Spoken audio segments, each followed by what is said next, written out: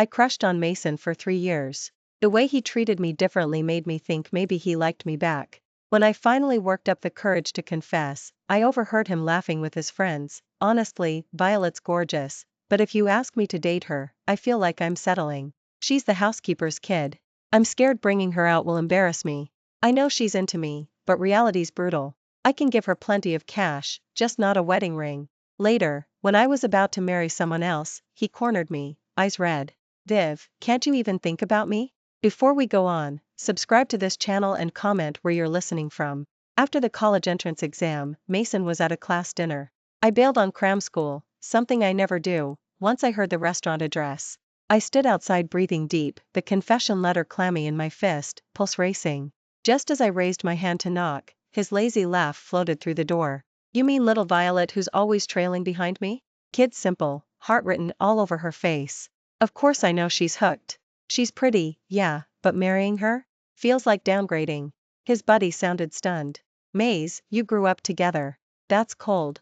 Mason sighed like life had dealt him a bad hand. She's the housekeeper's daughter. Taking her out would be a faceplant. I know she likes me, but life's harsh. I'll bankroll her, not wed her. Outside, I crushed the letter harder and harder. So, he knew. He'd always known. Mason realized I liked him, yet he played clueless. In his head I'd never be more than the help. His words hit like ice water on a blazing June day. I shook with cold. Inside, his friend toasted. Man, you've got your head screwed on straight. Marriage isn't a game, match the doors and windows. No argument from Mason, just the clink of glasses and easy laughter. I couldn't take any more. I walked. The confession letter became 2 scraps in the nearest trash can. I never told A.S.L. Right after his graduation party, Mason was leaving for America. His scores were mediocre, local options topped out at some no-name college. The Caldwells had his roadmap set, foreign degree, guilt resume, then glide into the family firm. On airport day I agreed to see him off. Watching him disappear, I felt hollow. 3-year crush, curtain down. I'd been childish. Adult romance, marriage, it's all cost-benefit. Before boarding, he urged me to study hard and aim for a top university in 2 years. He also asked me to keep an eye on Chase and rat him out if he started dating. Chase, Mason's cousin, was living with the Caldwells while his parents opened overseas offices. He landed in my class and became my desk mate. I said sure, silently poking fun. With grades like Chase's, romance couldn't dent him. I'm from a single-parent home. Mom says dad cheated while she was pregnant. She divorced on the spot and raised me solo. Later she was hired by the Caldwells. Mr. and Caldwell, pitying her workload, let her bring me along. So Mason and I basically grew up under the same roof. Time sprinted, Chase and I were seniors and Mason had been gone 2 years. One rare 2-day weekend found me doing problems in Chase's room. His tutoring had yanked my grades up and saved me from weekend cram school. Halfway through a tricky question Mason video called. He's abroad but beams in constantly, this week hiking with a curvy model, next month scuba diving with some Russian beauty, another dawn slipping out of a D-list starlet's loft. His life looked like a permanent vacation, not university. Chase picked up just as Mason was kissing a bikini girl in the pool, bare chest, carved shoulders, smack smack audio included. Awkward level max. Chase cleared his throat and lowered the volume, then tapped my wrist. Back to the problem, ignore them. Easy for him to say. The smooching still floated through. 5 minutes later Mason resurfaced, freer than ever. High school rules are gone, now it's dyed. Hair, ear stud, tattoo, lip ring, tongue stud, brow ring, the full bad boy package. Plus a new hobby, serial dating. Every call features a different girl, we're desensitized. Flopped on the pool ledge, Mason squinted at the screen. Yo, Chase, school good? He lit a cigarette, smoke fogged his grin. So, were you applying, Harvard? MIT. Mason snorted. Same difference. You nerds and your hair splitting. Anyway, Viv there? Chase silently tilted the phone. I chimed in, hey, Mason. Move the cam, bro. Let me see her. Chase stayed hunched over a problem. Busy. I leaned in. Mason whistled. Viv, prettier every year. I answered with a dead chuckle. Miss me? You never reply, too much homework or dodging me? The girl on his arm whined in some language I didn't catch, splashing water. 10 minutes of cooing later, Mason finally recentered. Sorry, she's clingy. He leaned closer, smirk blooming.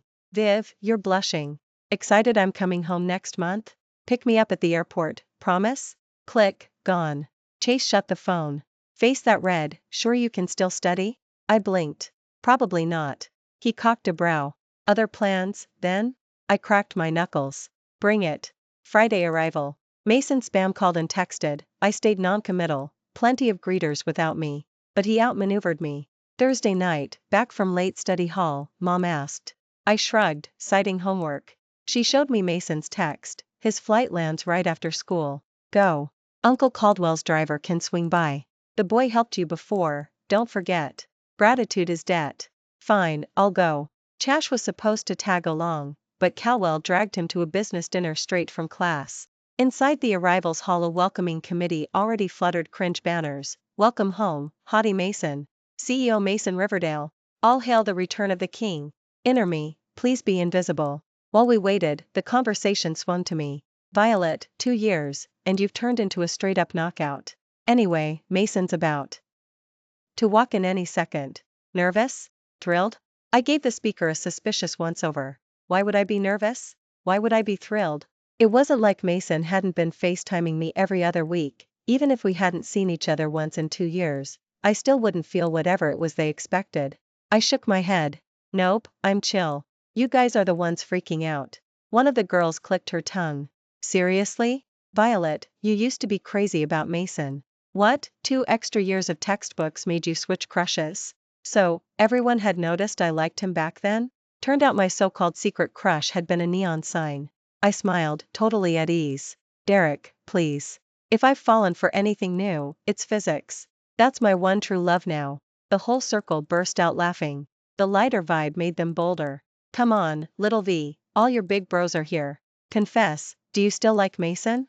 If you do, while he's back in Riverdale, we'll engineer the perfect moments. Deal? I thanked them one by one. Stop kidding. I swear I'm over Mason. I sounded like I was pledging allegiance. Besides, he has a girlfriend. Let's not start drama. The instant I said it, their faces fossilized, and when I spun around, Mason was already behind us. Maybe I imagined it, but his eyes looked lonely? Then again, probably not. He never liked me. What did he have to feel lonely about? Plus, the guy collected girlfriends like Pokemon cards, Riverdale's crowned player. Just like on video, his handsomeness hit you straight on. Trendy haircut, clearly still hitting the gym, way more built than senior year. Welcome home, Mason. If I remembered right, this was his first trip back since he left for college 2 years ago. Last Chinese New Year he'd flown to Spain with that month's girlfriend, so he hadn't shown. Caldwell and Caldwell had been furious. They'd jetted to Madrid on New Year's Eve to drag their son home, while Mom used her vacation days for a girls' trip to Malaysia. That left just Chase and me in the mansion. Mason ruffled my hair. What were you guys gossiping about? Whether Violet still likes me? Dumb question. Little girls bruise easy, quit teasing her. I sighed and glared. The man was juggling girlfriends overseas, and he still played Big Brother of the Year? Before I could correct him, he clapped a palm over my mouth. Let's move the party to my place. I set everything up before I landed. The villa Mason owned had been a graduation gift from Caldwell the day the college entrance exam scores dropped. When we arrived, the staff already had food laid out. The yard looked primed for prom. Mason slung an arm around me. Violet, like it? I decorated it the way you love. Happy? Everyone clapped and hooped. Whoa, childhood sweethearts are real, folks. Mason, all this effort just for Violet? Not for your bros? I rolled my eyes. Stop. Mason has a girlfriend, remember? The second the words left my mouth, a maid led a girl over. Mason. Waist-length hair, barely their makeup, total knockout. All heads swiveled. That was Audrey? His first official girlfriend after the college entrance exam, also labeled his first love. The relationship should have ended when he flew abroad. I quietly slipped out from under his arm, ducked sideways, and snagged a mini cake. If drama was coming, snacks were mandatory. Clearly Mason's overseas life had been cushy. He stared at Audrey like he'd booted up with a loading error. A buddy elbowed him before he remembered to greet her. Mason stayed cool, raising a hand. Hey, you made it, join us. But Audrey didn't step forward, she stared at him with wet, wounded eyes. When she still didn't move, Mason reached to pull her in. Instead she yanked his neck down and kissed him. 3 seconds of stunned silence. He didn't dodge, his left palm landed on her waist out of habit. Same old Mason, moments ago he'd forgotten her, now he was lip-locked in HD. The crowd flipped from shocked to ecstatic. Someone popped champagne, foam spraying like a fire extinguisher. I backed off fast. White school uniform stains are forever. 5 minutes later the mini scandal wrapped. Audrey shifted from timid ex to undisputed hostess. Thanks to her, I could relocate. Queen Audrey, still dazzling, recognized you instantly. Heard you've got like 1 million followers now. Don't forget us when you're rich, okay? Career blazing, love life about to be official too, huh? Mason, you're almost done with college, ready to put a ring on it? Don't keep the queen waiting. The guys clapped while Mason and Audrey hugged. Mason kept a lazy half smile, neither confirming nor denying, flipping grilled skewers like nothing mattered. Violet, your fave wings. He handed me a fistful. Want anything else, just say. I shook my head and slid the skewers toward the next person, sticking with my cake. How many times did I have to repeat I don't like you? From the corner of my eye I caught Audrey bouncing her gaze between Mason and me. Alarm bells, gorgeous girl, please don't laser me, I don't want your man. Sure enough, Audrey nestled closer to Mason. Whatever he whispered left her ears crimson when she sat up. Looked like something spicy was cooking. Queen Audrey, what did Mason say? Spill, are we hearing wedding bells? Me, you guys. I could cry. Top tier wingmen right here. Audrey hid her flushed face against Mason's shoulder. Nothing like that. Mason just asked me to stay over tonight. Wow. I raised an eyebrow. In front of half the senior class? Rated R much? The crowd exploded. Damn, Mason might sample flowers abroad, but his heart's anchored here, by you. Congrats to the gorgeous couple. I clapped along, totally sincere. Mason's stare zeroed in on me. Violet. Audrey spoke at the same time. I ignored Mason, aiming a polite smile at her. What's up? I rushed here, didn't pack extra clothes. Could you make a quick run for me? I mean, it's all intimates. I only trust you. Translation, she wanted me to replay we years ago, personal delivery girl again. Hell no. I had pride. Mason kept staring too, the whole scene a carbon copy of graduation week. Back then he'd posted the girlfriend reveal on Instagram only a day after telling the gang he'd give money and affection but never marriage. Next morning a call, bring a set of girls' undies, size ___. He even recited Audrey's measurements so I wouldn't dare. I'd buzzed the penthouse, saw him shirtless, Audrey in a towel, index finger curling for the bag. He'd delivered a big brother lecture. Violet, you're still a kid, focus on school, know what's proper. Felt like 1,000 arrows. I'd locked my knees, smiled sweet as broken glass. Got it. Thanks for the advice. Thanks for the memo, my crush wasn't worth it. World's big, I'd find someone on my frequency. I was young, no need to hang from one tree. Now, 2 years later, I met Mason's gaze with a mocking smile. Hard pass. Doesn't Mason have tons of girlfriends? Out of all those, you can't dig up one outfit in this mansion? His last month's fling looked about your size, Audrey. I capped it with a sugary grin her way, teehee.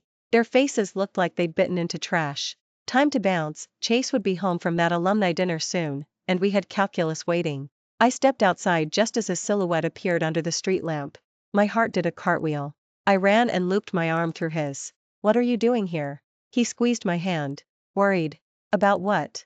His shy flush was adorable. Chase in bashful mode should be illegal. Spill, I cooed, shaking his arm. Bet you'd look at my brother again. I laughed. He seriously thought I'd fall for Mason a second time? Chase, bend down. He obeyed. I laced my arms around his neck and kissed him, soft and slow against his lips. Still worried? Because when I liked your brother, I never felt the urge to do this. His eyes curved, and the light inside them rippled like sun on water. He's usually impossible to coax, but I'd fin. I managed it. Chase stretched a hand toward me. Come on, let's go finish the homework. Okay. Back home I whipped through a full college entrance mock exam, and then my phone buzzed. It was Mason. As always, the message was dripping with self-love. And, at a moment like this, it was hard not to read more into it. Guess he'd wrapped things up pretty fast. Violet, were you mad tonight? Is that why you said all that stuff? Are you jealous? If you are, just tell me. I'll break up with Audrey right now and never talk to her again, okay? Chase leaned over. Who's that? I showed him the screen, then flopped into his arms. Here. 6 months ago Chase and I started a relationship that promised not to mess with our college entrance exam prep. I used to think we first met when he transferred into our class freshman year. First impression, handsome, in the same way Mason is handsome. Second impression, loaded, his family looked even richer than Mason's. Third impression, straight A material. Back then, Mason's words still shadowed me, so I steered clear of anyone who checked the first two boxes. Later I thought it over. Yeah, how often does life play fair? The line between people is drawn by amniotic fluid. Rich kids hang with rich kids. Heirs date heiresses. How could a prince fall for Cinderella? Princes aren't communists, they don't run poverty alleviation programs. In their world Cinderella probably isn't even a category. Yet every inch I retreated, Chase advanced a foot. When I stood on the roof, lost about my future and upset over slipping grades, he appeared like a beam of light, offered me a tissue, and asked softly, "Violet, want to go somewhere high and look around, together?" I'm the type who, in free fall, grabs every lifeline. So I grabbed that one. Somewhere along the way the lifeline turned into my boyfriend. Once we were dating, I asked the question every girl asks, "When did you start liking me?" If I remember right, the guy was buttering me up on his very first day. Chase grinned and handed me a photo. It looked old. The background seemed to be the Caldwell's estate. I let my imagination run wild. Don't tell me that's you and me? We looked about 11 or 12. You had a crush on me even then, so you traveled 1,000 miles to track me down? Seriously, here I was claiming I didn't believe in fairy tales, and suddenly I'm the heroine? But the next second Chase shattered the fantasy. You really don't remember? We hung out the whole summer. Back then. He flushed. I shook his thigh, frantic. Back then what? Spill. My nickname was Nini, he muttered, ears scarlet. The room stayed silent for 30 full seconds. I stared at him while my brain ran a slideshow of memories from 5 or 6 years ago. So you're the kid who smeared rabbit poop on my face? If he said his name was Nini, then yeah, I remembered. Only it was hard to connect this cool, quiet, lovesick koala with the arrogant little prince who cared way too much about face. All I'd done was trash talk his Ultraman haircut behind his back, and the next second he'd slapped warm bunny pellets on my cheek. I'd been so mad I skipped meals for 3 days. Tell me, Nini, you didn't fall for me because of that? He smiled with the corner of his mouth. That only made me feel guilty. Real crush? 9th grade. He scrolled to blurry side profile shots of me filling his phone. Same cram school, he said. He just kept a low profile, low enough that I never noticed him. After his story I grabbed his collar, cocky, and pecked his Adam's apple. Admit it, my charm broke you. He buried his face in my neck, his breath tickled. You're right. Eek, mischief managed again. Mason showed up the next day at noon. Chase and I had just finished our assignment and headed downstairs when Mom set lunch on the table. Seeing how casual we were, she shot me a warning glance. I ignored it. Not because I'm sure Chase will marry me. I'm no longer the girl who, 2 years ago, dropped, heard different worlds, remembered Mom's a housekeeper, and felt small. So what if she's a housekeeper? I was born into a home brimming with love, Mom and Dad adore me. Why should one careless sentence shrink me? I don't know the ending yet, but grabbing the good parts now can't be wrong. At least I'll never look back with regret. At the table Mason's face was stormy, reeking of cigarettes and booze, his white collar stamped with several lipstick marks, display for someone. Mom poured him a glass of honey lemon water and nagged him to rest. The food was great, Chase and I ate like wolves. Mason only sipped his drink. Once Mom left the dining room he set the cup down and called our names. We looked up, clueless. You two, together? We lowered our chopsticks and stared at each other. Chase flicked me a look. Admit it? I can lie if you want. Before we answered, Mason spoke. Violet, I wasn't trying to hurt you last night. When you walked out of the villa, I ran after you. But I saw you too, you were. He must have caught us kissing. I nodded and lifted Chase's hand from under the table. Right, we were kissing. Mason's face went slate gray. When did this start? His voice cracked. Too many cigarettes. 180 days and 6 hours, counting today, Chase said. I burst out laughing. Our purest moment, and he's counting in hours. So wholesome, my heart's a puddle. Big bro, aren't you going to congratulate us? Chase's fingers tightened around mine, taking the lead. Mason said nothing, eyes fixed on our linked hands. So, during all those video calls after I left, you weren't blushing because of me. When I asked if you still liked me and you swore you didn't, you meant it. Every time I worried you and Chase weren't getting along, you were already a couple. He kept talking, replaying every video conversation since he'd gone abroad. He always claimed his memory sucked, hence the lousy grades, but today it worked fine. Mason, I don't know what I'd I'd to make you think I still liked you. I won't deny it. I looked straight into his eyes and said a grand goodbye to the 3-year crush. I did like you. But I finally saw we don't fit, so I walked away a long time ago. Now I've found someone who likes me completely. I honestly hope you meet the person meant for you. That last line was sincere. So was the crush I once had. Mason, past or present, treated me well. Back then he was the superstar of the school. During my freshman orientation he fanned me under the blazing sun and brought water. He noticed my period cramps and hiked 5 floors to bring brown sugar tea. When I bombed a test, he badmouthed his own grades and scrounged every tutor he knew to help me. At the New Year gala freshman year, I'd run a low-grade fever for almost a month. Mason closed the show with a piano piece, then scanned the crowd, found me, and spoke gently, wishing freshman class 1 Violet good health and a long, long life in the new year. Falling for him back then made perfect sense. Even after overhearing what he said in the private room, I felt small and hurt, but I never hated him. I simply decided I deserved better. Someone whose whole heart is mine. But what about me? Violet, the person I want forever is you. Chase stood so fast the chair scraped. Bro, have you lost it? He pulled me upstairs, turning away clean and quick. In that turn I thought I saw Mason, forever smug, forever lazy cool, tear up for the first time. First time I've ever seen him cry, and it was over me. Never thought it would take this long for him to say it to my face. But it's all past now. Chase was mad, again. He locked the door, pinned me to the wall, and kissed me hard, silent, rough, breath ragged. I wrapped my arms around his waist, distracted. How do I calm him this time? Suddenly he nipped my lip and whispered, "Hurt, you spaced out." I grinned and kissed him back. Because I was plotting how to coax you. I lost track of time. When we stopped, everything tingled. Legs numb, lips swollen. When we finally went downstairs Mason was gone. I hadn't forgotten our deal, nobody finds out until graduation. Total accident. Before dinner Mom told me Mason had flown back to England.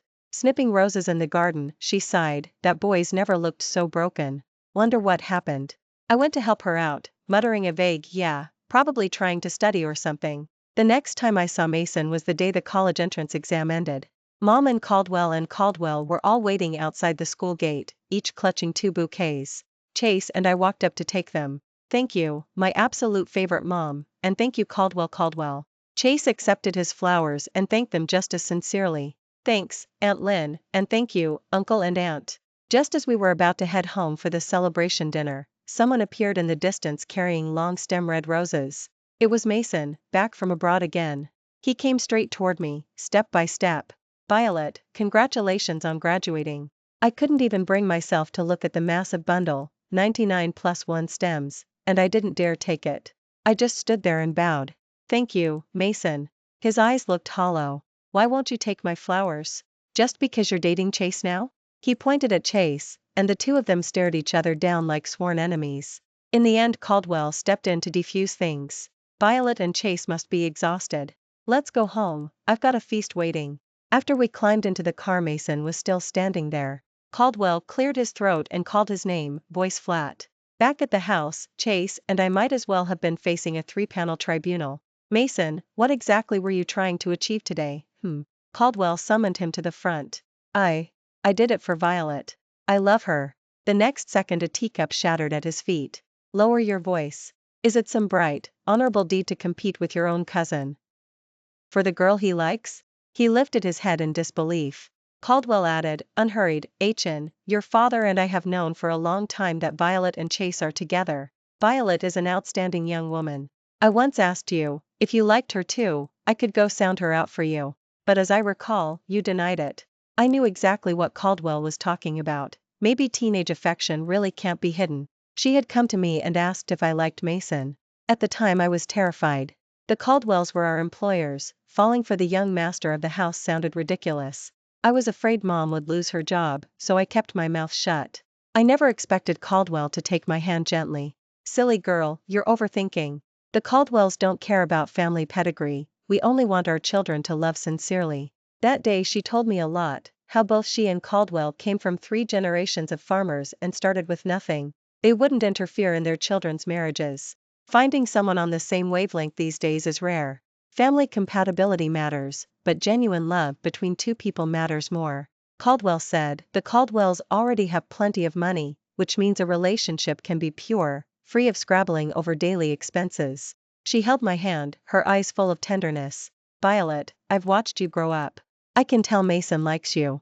It's a pity you two can't be together, but Auntie believes the sky's the limit for you. Whether you marry someone someday, or live on your own, you'll be happy. When Mason finally learned the truth, he could hardly believe it. Voice shaking, he confronted Caldwell. Mom, you knew everything, so why didn't you tell me? Caldwell replied coolly, if your feelings had been real, no amount of opposition from me would have mattered. Bottom line, you just didn't love her enough. And with that, the matter was laid to rest. Mom said she'd handed in her resignation to the Caldwells last year. AF. Ter saving for so many years, she planned to open her own hot pot bistro. It had always been her dream. As for Chase and me, she didn't object the way I'd feared. There really was a big gap between our families. His family's businesses, their savings, no one knew the exact numbers. Ours was transparent, one upcoming storefront and a car. Mom laughed. If this were the old days, I'd be too scared to sleep.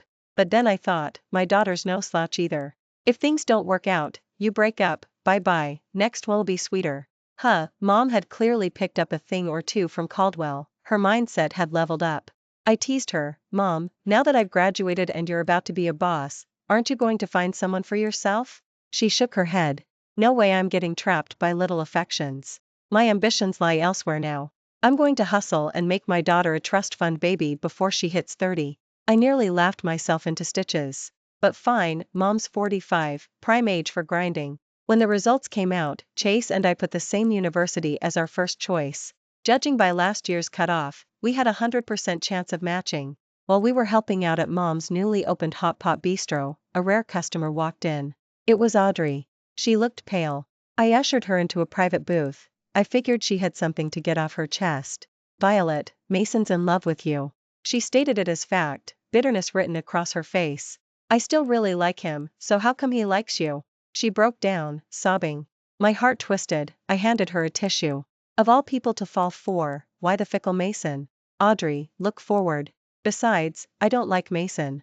I have a boyfriend, and if possible, don't bring him up, my boyfriend gets jealous. Thinking that Chase and I would soon leave for college together kept me so excited I couldn't sleep. Audrey paused mid-swipe at her tears. You used to like him, though. I remember that overnight stay, when you br. Me spare clothes your hands were shaking. That night again. I pressed my temples and gave a wry laugh. Sweetie, I'm not going to spend my whole life liking one person. For once she agreed. You've got a point. Since you don't like him, I guess I won't either. Me, huh? Feelings flip that fast? Campus belle, weren't you weeping delicate petals a second ago? I didn't get it, but I could roll with it. Once she calmed down, Audrey leaned closer. Secret, bringing you those clothes wasn't my idea. Don't blame me. Mason told me he just wanted to rile you up. I figured. I sipped my Coke. By the time he finally admitted he liked me, I'd already guessed as much. You're graduated, you've got a boyfriend, don't you want payback? I shook my head. Let it go. Ancient history. Audrey slapped the table. I can be your wingwoman. Me, pass. But plans can't outrun fate. Caldwell had wrapped a big project and, having a rare free evening, cooked dinner and invited me over. Everyone was in high spirits, we drank a little wine. Late that night I waited by the door for Chase while saying goodbye. Violet. Before I could react, something slammed me against the wall. Under the dim street lamp his slightly drunk eyes looked almost soulful. I saw everything. There's his initials on the small of your back. Why can't you love me instead? Panic surged out of nowhere, somehow I shoved him away, furious. Are you insane? Not only did I have Chase's initials on my back, Chase had my face tattooed on his forearm. After the push Mason just muttered, over and over, why don't you love me anymore? None of you can take the civil service exam now. Violet. I didn't know what he'd do next. I spun to bolt, and ran straight into a solid chest. It was Chase. He clamped a hand over Mason's mouth and half-dragged him back inside. I whipped out my phone and texted Audrey, girl, code red, need advice ASAP. Audrey shot up in bed with a holy, and tumbled off the mattress.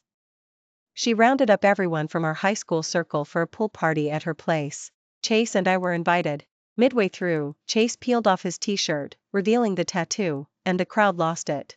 Everyone toasted us. I buried my embarrassed face in his chest. Usually extrovert introvert, tonight he acted like the groom at his own reception. Audrey texted sneakily, happy again, bye? Me obviously. At intermission Chase's shirt was soaked and he'd forgotten a spare, so he messaged Mason. An hour later a knock came.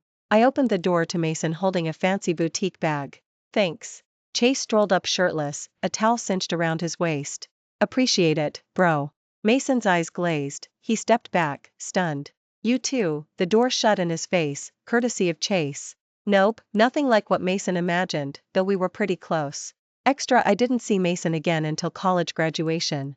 Caldwell said he'd joined the family business overseas, out at dawn, back after midnight, maturing fast. Our next meeting was at Chase's and my wedding. He flew in from abroad, dust still on his coat. His gift envelope was fat. He'd changed, subdued style, ear piercings gone. In a tailored suit, holding a bouquet, he said, Violet, happy wedding day. I answered, thanks, Mason.